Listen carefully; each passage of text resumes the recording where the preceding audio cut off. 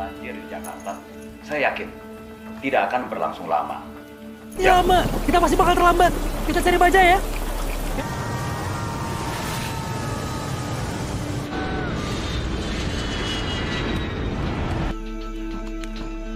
Mele, tolong! Pesawat kami jatuh, Mele!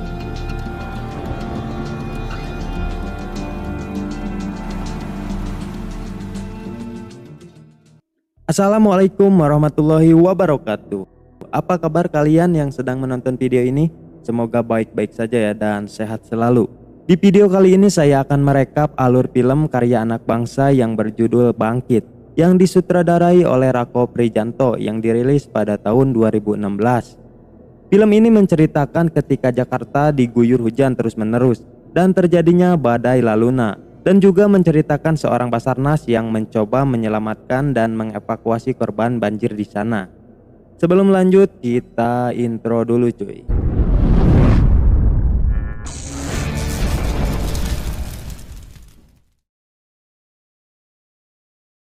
Film diawali dengan diperlihatkannya sebuah kecelakaan mobil dan bus yang masuk ke jurang. Semua penumpang yang ada di dalam bus itu terlihat panik dan mencoba untuk keluar dari bus itu.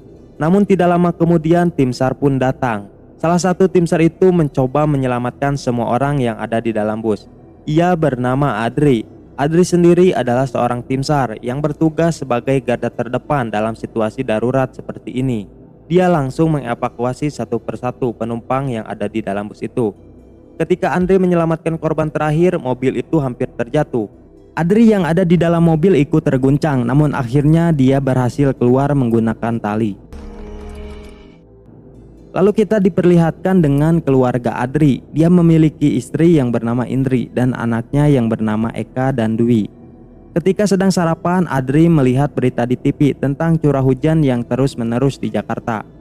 Sebelum berangkat, ia diberitahu oleh Indri untuk tidak lupa datang ke pertunjukan solo anaknya, yaitu Eka.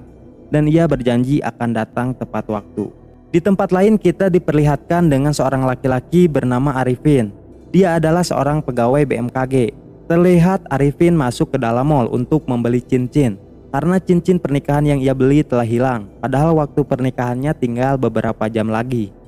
Calon istri Arifin bernama Denanda. Dia terlihat sedang gelisah menunggu kabar dari Arifin dan memutuskan untuk menelponnya. Namun tiba-tiba telepon mereka terputus.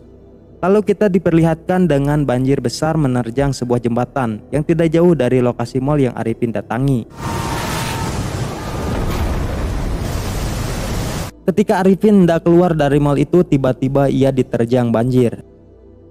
Di tempat lain, Adri yang akan mengantar anaknya sekolah tiba-tiba ditelepon oleh atasannya untuk melakukan tugas yang membuat ia tidak bisa mengantarkan anaknya pergi ke sekolah. Lalu Adri pun bergegas ke tempat lokasi banjir dan terlihat tim SAR sudah mulai memasuki mall untuk mengevakuasi para korban. Arifin yang terlihat masih hidup mencoba keluar dan menyelamatkan orang yang ada di dalam mobil. Namun sayangnya dia malah terjebak oleh lilitan kabel dan tidak bisa melepaskannya. Bersamaan dengan itu, Adri yang sedang mengevakuasi korban melihat Arifin yang terjebak dan langsung menyelamatkannya. Karena peristiwa itu membuat pernikahan Arifin batal dan membuat Denanda marah, meskipun Arifin sudah menjelaskan semuanya. Urusan kerjaan lagi. Jesus Christ, deh. Di pagi harinya, Eka terlihat marah karena Adri tidak menepati janjinya untuk melihat penampilan solonya. Namun Indri mencoba menjelaskan alasan kenapa ayahnya itu tidak bisa datang. Tidak lama kemudian mereka mendengar teriakan warga yang ternyata di luar rumah sudah terjadi banjir. Dan rumah Adri pun mulai digenangi air yang terus naik. Melihat hal itu, mereka mulai menyelamatkan barang yang dianggap penting dan langsung naik ke lantai atas. Namun karena banjir yang mulai besar, membuat mereka harus naik lagi ke atap rumah. Kemudian Adri mendengar suara anak kecil meminta tolong karena terjebak dan hampir terseret oleh arus banjir. Adri pun langsung melompat dan menyelamatkannya. Akhirnya Adri berhasil menyelamatkan anak itu lalu membawanya ke tempat yang lebih aman. Namun keluarga Adri dalam masalah karena pijakan mereka mulai terkikis oleh air dan akan roboh, yang membuat Eka terjatuh ke bawah derasnya banjir karena Indri tidak berhasil menolongnya. Tidak lama kemudian pijakan Indri juga ikut roboh dan membuatnya terjatuh. Melihat hal itu, Adri langsung lompat untuk menyelamatkan mereka berdua. Namun sayangnya ia hanya bisa menyelamatkan Indri saja. Hingga malam hari, Adri dan tim SAR terus mencari Eka. Sampai akhirnya ada kabar kalau anaknya itu telah ditemukan meskipun dalam keadaan meninggal. Ketika di kantor, Arifin mencoba menjelaskan kepada atasannya bahwa Jakarta diprediksi akan dilanda hujan yang sangat lebat dalam waktu 12 jam yang akan mengakibatkan terjadinya badai laluna. Namun karena atasannya itu selalu berhati-hati dalam menyampaikan sebuah berita ke media, ia tidak memperdulikannya. Karena itu akan membuat semua orang panik, ditambah lagi data prediksi cuaca saat ini yang belum sepenuhnya lengkap. Meskipun Arifin terus meyakinkannya. Kemudian Arifin malah ditugaskan untuk memprediksi kondisi awan. Ketika Arifin di dalam pesawat, ia melihat awan yang sudah menunjukkan tanda-tanda akan terjadinya badai besar. Lalu ia menelpon atasannya untuk menghentikan misinya karena terlalu berbahaya. Namun tiba-tiba petir menyambar dan mengenai pesawatnya yang membuat pesawat itu terbakar dan jatuh di tengah hutan.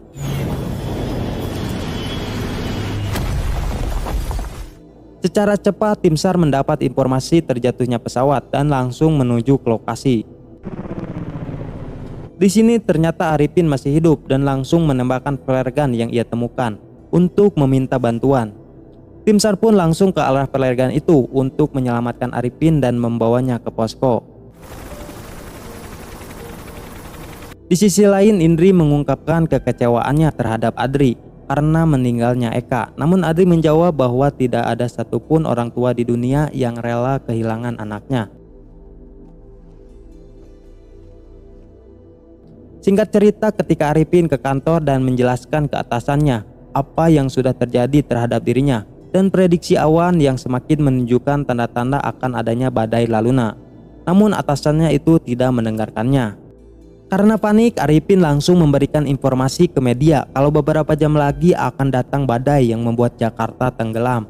Yang pastinya berita itu akan membuat semua orang panik dan secara cepat berita itu menyebar, bahkan sampai ke telinga gubernur. Yang membuat Pak Gubernur memanggil Arifin dan atasannya untuk menjelaskan lebih dalam mengenai bencana yang akan datang. Di sini Arifin menjelaskan bahwa hasil prediksinya Jakarta akan dilanda badai beserta hujan yang cukup lebat. Hingga akhirnya atasan itu pun menyetujui prediksi Arifin karena berita itu sudah terlanjur tersebar. Dan akhirnya pemerintah memutuskan untuk mengosongkan kota Jakarta sementara waktu. Semua orang yang mendengar berita itu pun langsung dibuat panik dan mulai pergi dari kota Jakarta. Dan membuat semua orang berebut untuk masuk ke dalam mobil evakuasi. Namun ketika Indri dan Dwi hendak naik ke mobil evakuasi, tiba-tiba Denanda datang dan memberikannya tumpangan. Singkat cerita, Adri dan Arifin mencari terowongan bawah tanah di internet. Tujuannya adalah untuk mengalirkan air banjir ke laut. Namun mereka agak kesulitan untuk mencarinya. Hingga saat mereka membaca situs terakhir, Adri menemukan info bahwa orang yang mengetahui terowongan itu bernama Profesor Iwan Pongki. Setelah itu mereka berdua berniat pergi untuk mencarinya. Indri yang sedang dalam perjalanan, ia menelpon Adri dan menanyakan keadaannya. Lalu Adri memberitahu kalau ia sedang mencari Profesor Iwan Pongki karena dialah yang bisa menyelamatkan kota Jakarta. Denanda yang mendengar percakapan mereka ternyata ia mengetahui keberadaan Profesor Iwan Pongki karena dia adalah pasiennya. Setelah itu Denanda langsung putar balik menuju rumah sakit untuk menemui Profesor. Di lokasi lain terlihat tim SAR yang sedang melakukan pengoboran untuk mencari titik terowongan rahasia itu. Saat sampai di rumah sakit ternyata bangunannya sudah terendam banjir cukup dalam. Ditambah lagi listrik yang mati sehingga Denanda harus berhati-hati untuk menyelamatkan Profesor yang terjebak di sana. Singkat cerita, Denanda berhasil membawa Profesor Iwan keluar dan langsung membawanya pergi untuk menemui Adri dan Arifin. Namun sayangnya akses jalan untuk mereka bertemu ditutup sehingga mereka harus melalui jalan yang lebih jauh. Kemudian Adri menelpon dan menyuruhnya untuk tetap di tempat karena Adri yang akan mendatanginya. Terlihat juga di titik lain TNI masuk untuk melakukan pengeboman agar air bisa dialirkan ke sana. Namun saat bom diledakkan secara tiba-tiba terowongan yang mereka lewati runtuh dan menyebabkan gempa. Sedangkan Adri dan Arifin malah terjebak macet. saat hendak menemui Denanda. Lalu mereka menukarkan mobilnya dengan motor agar bisa sampai lebih cepat.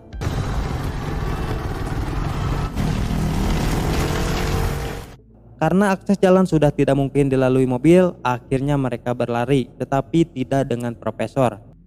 Namun tidak lama kemudian Adri datang dan langsung menyelamatkannya. Setelah itu Profesor menjelaskan dan memberikan sebuah peta terowongan itu. Dengan sangat cepat Arifin bisa mengingatnya. Ketika mereka akan pergi ke lokasi, tanpa disadari peta yang mereka bawa terjatuh dan ditemukan oleh Dwi.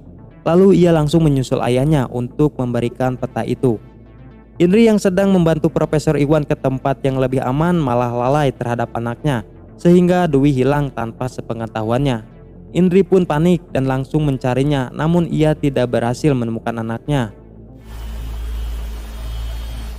Ketika sampai di lokasi, Adri dan Arifin baru menyadari bahwa petanya sudah hilang, sehingga mereka harus menemukan titik terowongan itu tanpa peta. Untungnya ingatan Arifin sangat kuat dan mereka berhasil masuk ke terowongan itu. Bersamaan dengan itu Dwi sudah sampai, langsung masuk ke terowongan untuk menyusul ayahnya. Namun Dwi tidak menemukan keberadaan ayahnya itu. Karena panik, Indri lalu menelpon Adri dan memberitahu kalau Dwi telah membawa peta itu, yang kemungkinan dia berada di terowongan. Mendengar hal itu, Adri dengan cepat langsung masuk ke terowongan. Namun Adri merasa kesulitan untuk menemukan anaknya. Lalu dia diberitahu kalau terowongan itu akan segera diledakkan. Arifin pun masuk ke dalam terowongan untuk membantu Adri mencari anaknya. Sedangkan Indri dan Denanda mendatangi stasiun dan meminta menunda ledakannya karena di dalam terowongan ada suami dan anaknya. Namun ketika Dwi ditemukan, secara bersamaan bom diledakkan dan air pun memasuki terowongan itu sehingga mereka berdua terjebak di sana. Tapi untungnya ada lubang kecil yang bisa digunakan Dwi untuk keluar. Kemudian dia meminta tolong. Dengan cepat tim SAR datang dan langsung menyelamatkan Dwi. Kemudian mereka semua pergi ke ujung terowongan untuk menemukan Adri. Terlihat di sini Adri mencoba untuk membuka pintu besi agar bisa keluar dari terowongan itu. Namun ia tidak bisa membukanya. Adi yang cukup lama di dalam air membuat ia tak sadarkan diri. Namun untungnya Arifin datang dan berhasil membuka pintu besi itu. Mereka pun langsung terseret air sampai ke ujung terowongan yang menuju ke laut.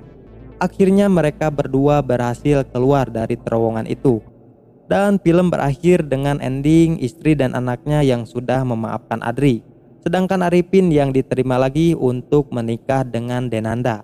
Dan video pun selesai.